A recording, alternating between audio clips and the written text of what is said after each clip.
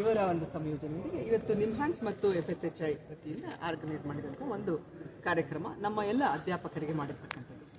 ನಮ್ಮ ಸರ್ಕಾರದಲ್ಲಿ, ನಮ್ಮ ಕರ್ನಾಟಕ ಸರ್ಕಾರದ ಅಡಿಯಲ್ಲಿ 440 ಸರ್ಕಾರಿ ಪ್ರಥಮ ದರ್ಜೆ ಕಾಲೇಜುಗಳಿವೆ ಇಡೀ ರಾಜ್ಯದಲ್ಲಿ.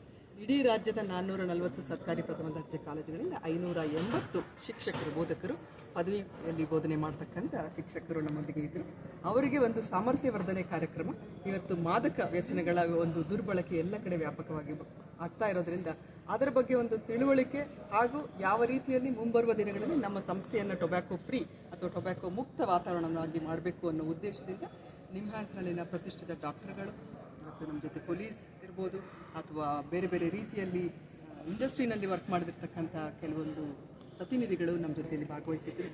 ಬೆಳಗಿನಿಂದ ನಡೆದಂಥ ಕಾರ್ಯಕ್ರಮದಲ್ಲಿ ಹಲವಾರು ಶೀರ್ಷಿಕೆ ಅಡಿಯಲ್ಲಿ ಪರಿಣಿತರು ಮಾತಾಡಿದ್ದಾರೆ. ಜೊತೆಯಲ್ಲಿ ಪ್ಯಾನೆಲ್ ಡಿಸ್ಕಷನಲ್ಲಿ ಕೂಡ ಮಾತನಾಡಿದೆ.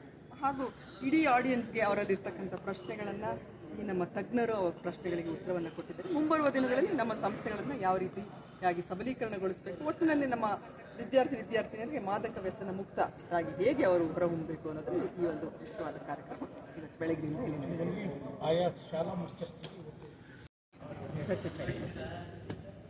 ನಮ್ಮ ಉದ್ದೇಶ ಈ ಚಿಕ್ಕ ಮಕ್ಕಳು, ಶಾಲೆ ಹೋಗೋ ಮಕ್ಕಳು, ಕಾಲೇಜ್ ಸ್ಟೂಡೆಂಟ್ಸು ಯೂನಿವರ್ಸಿಟಿ ಜೊತೆ ಕೆಲಸ ಮಾಡ್ತಾ ಇದ್ದೀವಿ.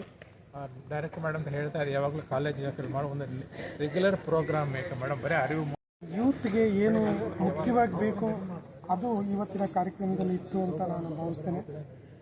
ಈಗಾಗಲೇ ರಾಷ್ಟ್ರ ಮಟ್ಟದಲ್ಲಿ ನಶೆಮುಕ್ತ ಭಾರತ ಅನ್ನುವ ಒಂದು ಅಭಿಯಾನವನ್ನು ನಾವು ಕೇಳ್ತಾ ಇದ್ದೇವೆ. ಅದೇ ರೀತಿಯಲ್ಲಿ ಕರ್ನಾಟಕದಲ್ಲಿ today we are very happy, ಭಾಳ ಖುಷಿ ಆಗ್ತಾ ಇದೆ.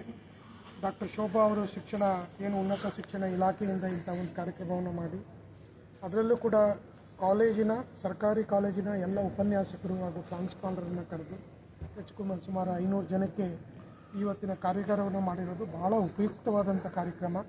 ಇದರಿಂದ ಹೆಚ್ಚು ವಿದ್ಯಾರ್ಥಿಗಳಿಗೆ ಒಳ್ಳೆಯ ಉಪಯೋಗ ಆಗುತ್ತೆ ಅನ್ನೋದರಲ್ಲಿ ಯಾವುದೇ ಥರವಾದಂಥ ಅನುಮಾನ ಇಲ್ಲ. ಇದು ಬಿಗಿನಿಂಗ್ ಅಷ್ಟೇ.